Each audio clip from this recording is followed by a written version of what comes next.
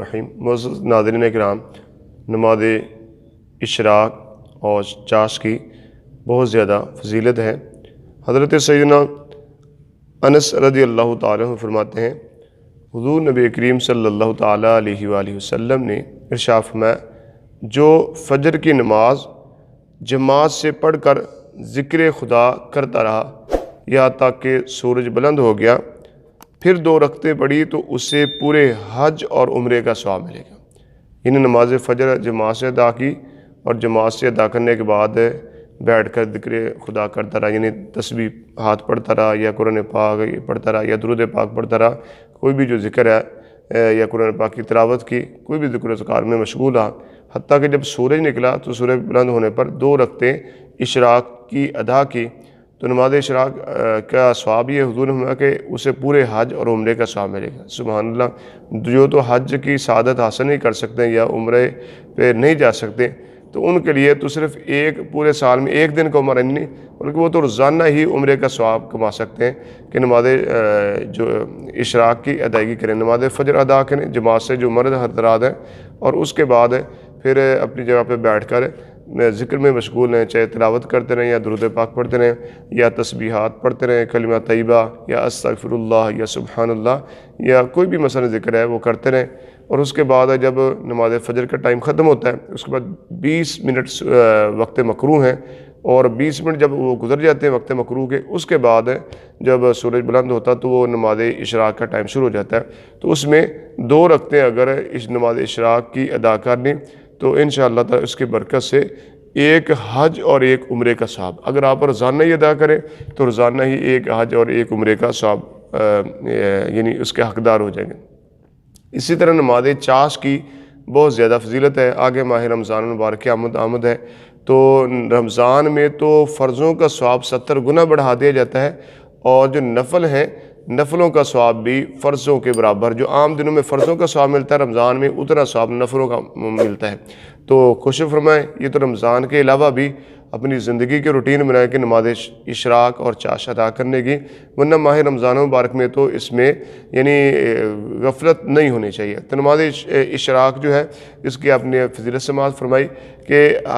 نماز اشراق ادا کرنے والے کو ایک حج اور عمرے کا ثواب ملتا ہے۔ اسی طرح نماز چاش کی بہت زیادہ فضیلت ہے۔ نبی کریم صلی اللہ علیہ وسلم نے ارشاد فرمایا کہ جس نے چاش کی 12 رکعتیں پڑھیں اللہ تعالیٰ اس کے لیے جنت میں سونے کا محل بنائے گا۔ سبحان اللہ، ایک تو جنت کا محل اور پھر کرم بالا کرم کے یہ جنت میں محل سونے کا، جو نماز اشراق چاش کی 12 رکعتیں ادا کریں اس کے لیے فرمائے۔ اسی طرح اگر 12 نہ پڑھی کسی نے 2 بھی پڑھ لی نماز اشراق کی، کم از کم زیادہ سے زیادہ 12 رکعتیں ہیں اور کم از کم 2 ہیں، اگر کوئی 2 بھی پڑھ لیتا تو اس کا بھی بڑا اجر ہے۔ حضرت سیدنا ابو ہریرہ رضی اللہ تعالیٰ سے روایت ہے کہ رسول کریم صلی اللہ تعالیٰ علیہ وآلہ وسلم نے ارشاد فرمایا، جو چاش کی 2 رکعتوں پر محافظت کرے، یعنی جو چاش کی 2 رکعتیں ادا کرے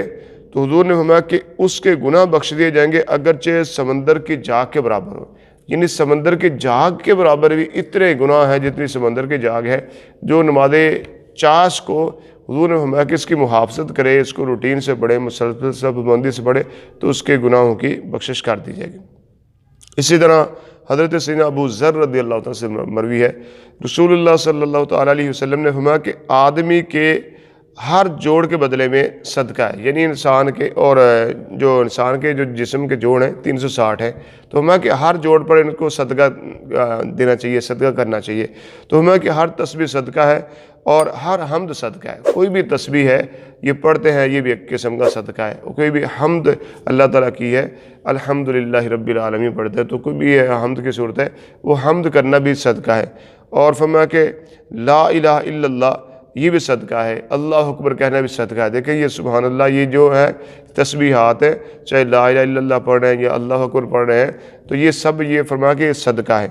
اور اچھی بات کا حکم کرنا بھی صدقہ ہے اور بری بات سے منع کرنا بھی صدقہ ہے۔ یعنی کوئی کسی کو نیک بات کا نیک کام کا حکم دے دیتا ہے، مثلا نماز پڑھنے کے بارے میں، تلاوت کرنے کے بارے میں، درود پاک پڑھنے کے بارے میں کہتا ہے، تو اچھی بات کا ایسا ہی یعنی اس نے کوئی نیک بات کسی کو کہی اچھی بات کا حکم دیا ہے تو ایسے جیسے اس نے کوئی چیز صدقہ کر دی ہے، ایسے ہی کسی کو برائی سے روکنا بھی، کوئی برے کام کر رہا ہے، برے کاموں میں مشغول ہے، اس کو روک دیں، اس کو سمجھانے، تو برے کاموں سے روکنا یہ بھی صدقہ ہے۔ یعنی جس طرح ایک صدقہ دینے کا ثواب ہے تو برے کام سے روکنا بھی ایسے صدقہ ہے۔ اور ہمیں کہ ان سب کی طرف سے 2 رکعتیں چاشت کی کفایت کرتے ہیں۔ یعنی انسان کے جو 360 جو انسان کے جو